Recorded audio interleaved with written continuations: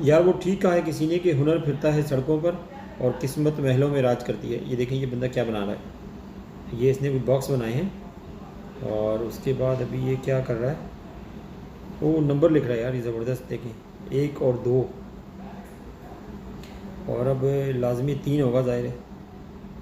ये नंबर आपने कहाँ देखे होंगे, इस तरह के डिज़ाइन के नंबर अक्सर गाड़ियों के पीछे लिखे होते हैं, वो इसी तरह की डिज़ाइन में लिखे हुए होते हैं। देखें ज़बरदस्त यार, ये किसी गाड़ी के ऊपर डस्ट थी, उस डस्ट की इसने देखें नंबर लिखना शुरू कर दिया और क्या ज़बरदस्त लुक आ रही है।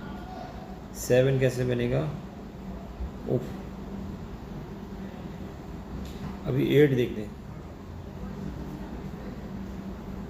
ये देखिए इनसे बंदा सीख भी सकता है बहुत कुछ, क्योंकि इनकी वीडियोस को बार बार देख कर और इसमें आप अपने हाथ को मज़ीद साफ़ करके और यूट्यूब फेसबुक पे अपना काम शुरू कर सकते हैं। क्या बात है, ज़बरदस्त। एक से लेकर